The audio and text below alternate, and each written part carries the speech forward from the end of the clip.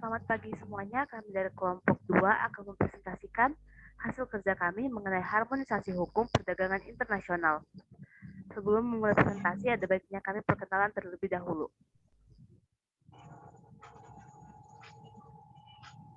Perkenalkan, nama saya Diana Nuraini. Nama saya Grisela Agustina Lumban Batu. Perkenalkan, nama saya Kristina. Kami silakan Saudara Kristina.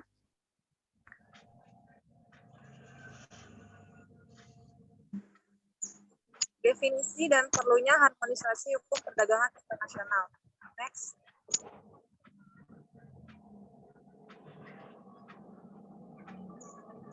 Apa itu harmonisasi hukum perdagangan internasional? Secara harfiah, harmonisasi berasal dari kata harmoni dalam bahasa Inggris yang berarti keselarasan, keserasian, kecocokan, kesesuaian, dan juga kerukunan. Mohtar Kusuma Atmaja mengilustrasikan bahwa harmonisasi hukum mencakup beberapa langkah, yaitu perbandingan, penyesuaian, penyerasian, penyamaan, dan penyatuan. Dengan demikian, harmonisasi hukum perdagangan internasional menunjukkan suatu aktivitas atau upaya menyelaraskan, menyerasikan, mencocokkan, menyesuaikan, menyeragamkan, dan menyatukan hukum perdagangan internasional. Lalu, mengapa perlu adanya harmonisasi hukum perdagangan internasional? Harmonisasi hukum perdagangan internasional terjadi karena adanya perbedaan sistem hukum nasional tiap negara. Seperti yang kita tahu, perdagangan internasional merupakan transaksi jual beli lintas negara yang melibatkan dua pihak yang berasal dari negara yang berbeda, yang mana masing-masing negara memiliki sistem hukum yang berbeda pula. Adanya perbedaan dalam sistem hukum tersebut ternyata dapat menimbulkan masalah atau kesulitan dalam transaksi perdagangan. Isi undang-undang nasional yang berbeda antara satu negara dengan negara lainnya dapat mengakibatkan ketidakpastian hukum di antara kaum pedagang, salah satunya dalam pembuatan kontrak dagang internasional. Oleh karena itu, dibutuhkan adanya peraturan yang bersifat universal atau seragam yang mengatur hak dan kewajiban kaum pedagang dalam melakukan transaksi perdagangan internasional, sehingga terbentuklah harmonisasi hukum perdagangan internasional. Next.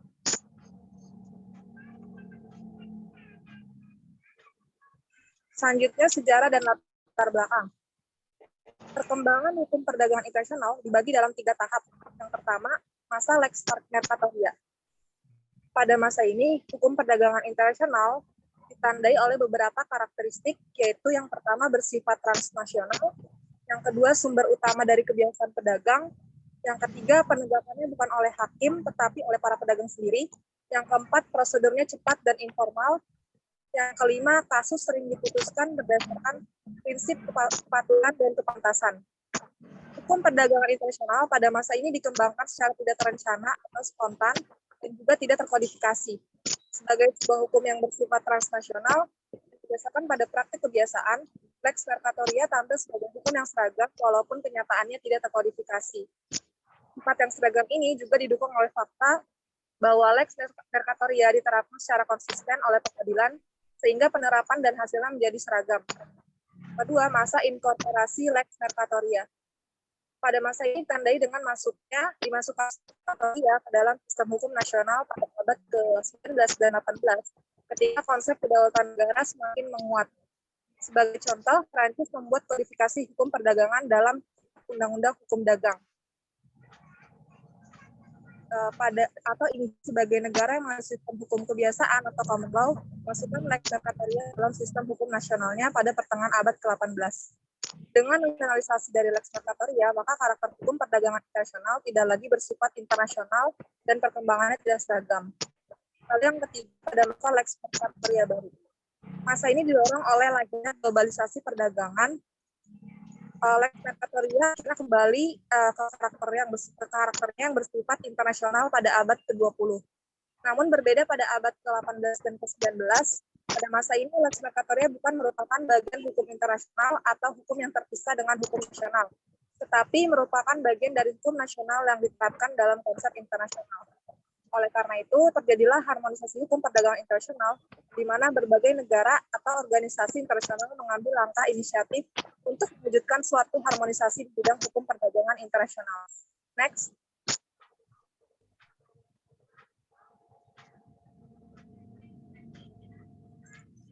Pendekatan harmonisasi hukum perdagangan internasional akan dijelaskan oleh Diana. Baik, terima kasih Christina. Selanjutnya, pendekatan harmonisasi hukum internasional. Seiring dengan globalisasi di bidang perdagangan, berbagai upaya harmonisasi hukum perdagangan internasional telah berlangsung dengan difasilitasi oleh berbagai organisasi internasional. Terdapat metode atau pendekatan yang dipergunakan untuk mewujudkan harmonisasi hukum perdagangan internasional. Oleh karena itu, dalam teori, harmonisasi hukum perdagangan internasional ini dapat dilakukan melalui dua pendekatan, yaitu pendekatan nasional atau national approach. Dalam rangka pendekatan nasional, harmonisasi dilakukan dengan jalan pengadopsian hukum perdagangan yang seragam oleh negara-negara. Ada 3 kemungkinan dalam melakukan harmonisasi menurut pendekatan ini. Yang pertama, melalui perjanjian internasional atau treaty. Harmonisasi hukum perdagangan internasional melalui perjanjian-perjanjian internasional dianggap merupakan metode harmonisasi yang cukup efektif. Hal ini dikarenakan ketentuan-ketentuan dalam perjanjian internasional mengikat para pihak dalam perjanjian tersebut. Yang kedua, ada model laws. Harmonisasi hukum perdagangan internasional melalui model laws ini dilakukan dengan cara pembuatan rancangan-rancangan hukum yang dianggap cocok untuk mengatur perdagangan internasional dan dapat diterima oleh negara-negara lain. Model laws ini biasanya dirancang oleh kelompok-kelompok kerja yang terdiri dari ahli-ahli hukum dan perdagangan dari seluruh dunia. Harmonisasi hukum perdagangan internasional melalui proses model laws ini merupakan perpaduan antara harmonisasi melalui perjanjian internasional dengan tindakan unilateral murni negara-negara. Meskipun model laws ini tidak mempunyai kekuatan mengikat sebagaimana perjanjian internasional, tetapi melalui proses ini, harmonisasi hukum juga dapat dicapai dengan efektif. Yang ketiga, tindakan unilateral negara-negara. Harmonisasi hukum perdagangan internasional dapat juga dilakukan dengan cara mengkombinasikan praktek-praktek perdagangan internasional dengan kebijakan-kebijakan domestik dalam membuat peraturan-peraturan hukum perdagangan internasionalnya masing-masing. Proses harmonisasi dilakukan oleh negara masing-masing secara independen tanpa adanya kerjasama antara negara yang satu dengan negara yang lainnya. Penjelasan selanjutnya akan dijelaskan oleh Graciela. Kepada Graciela dipersilakan. Kemudian ada pendekatan nasional lex mercatoria. Harmonisasi hukum perdagangan internasional dengan pendekatan non-nasional dilakukan dengan cara delokalisasi atau denasionalisasi hukum dan mengembangkan lex mercatoria sebagai alternatif. Dikatakan bahwa prinsip dan kebiasaan-kebiasaan yang diterima secara umum dalam praktek perdagangan internasional tanpa merujuk suatu sistem hukum nasional tertentu merupakan lex mercatoria. Dengan demikian, lex mercatoria merupakan suatu sistem norma yang bersifat otonom, atau sistem norma yang berlaku di kalangan masyarakat bisnis. Harmonisasi hukum perdagangan internasional melalui lex mercatoria juga merupakan harmonisasi yang paling ideal karena norma-norma hukum yang dihasilkan merupakan sintesa dari berbagai macam norma yang mengatur perdagangan internasional. Adapun elemen-elemen lex mercatoria meliputi yang pertama, peraturan-peraturan terdapat dalam perjanjian-perjanjian internasional atau treaties. Yang kedua, hukum-hukum yang seragam atau uniform laws seperti the United Nations Convention on Contract for the International Sales of Goods. Yang ketiga, prinsip-prinsip hukum umum yang diakui oleh bangsa-bangsa pedagang di seluruh dunia seperti prinsip Pacta Sunt Servanda. Yang keempat, resolusi-resolusi. Yang kelima, rekomendasi-rekomendasi dan kode-kode perilaku yang dikeluarkan oleh lembaga-lembaga internasional seperti UNCITRAL dan UNIDROIT. Yang keenam, kebiasaan-kebiasaan atau the custom and usage internasional yang berlaku dalam bidang perdagangan, misalnya the Incoterms 1990, the Uniform Custom and Practice for Documentary Credits, dan juga kontrak-kontrak standar yang telah diterima secara universal. Yang ketujuh, putusan-putusan arbitrase. Harmonisasi hukum perdagangan internasional melalui lex mercatoria merupakan harmonisasi yang paling ideal karena norma-norma hukum yang dihasilkan merupakan sintesis dari berbagai macam norma yang mengatur perdagangan internasional. Selanjutnya, lembaga-lembaga harmonisasi hukum perdagangan internasional. Yang pertama, WTO atau World Trade Organization. Berfungsi sebagai badan penyelesaian sengketa dan badan peninjau kebijakan perdagangan negara-negara anggota GATT dan juga mengamati masalah-masalah perdagangan yang akan dicakup WTO. Ketentuan kebijakan harmonisasi WTO menjadi indikator penting bagaimana mewajibkan negara-negara anggotanya untuk menyesuaikan hukum perdagangan internasional dengan ketentuan yang ada di dalam perjanjian WTO.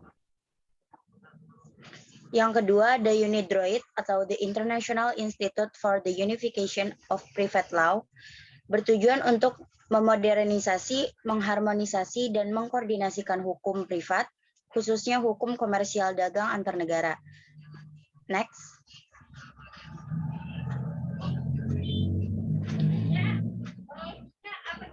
Yang ketiga, ada UNCITRAL atau the United Nations on International Trade bertugas untuk mengurangi perbedaan-perbedaan hukum di antara negara-negara anggota dengan cara mengajukan perkembangan harmonisasi dan unifikasi hukum perdagangan internasional yang berhubungan dengan faktor hukum yang sudah tidak sesuai dengan perkembangan zaman. Kemudian yang terakhir ada ICC atau the International Chamber of Commerce. ICC ini adalah badan dunia yang menyuarakan pedagang yang terkena oleh atau kebijakan atau keputusan suatu negara. ICC juga berperan sebagai forum penyelesaian sengketa khususnya melalui arbitrase. Berbeda dengan lembaga harmonisasi hukum perdagangan internasional lainnya, ICC tidak melakukan unifikasi hukum, namun memberikan aturan-aturan dan standar-standar di bidang hukum perdagangan internasional.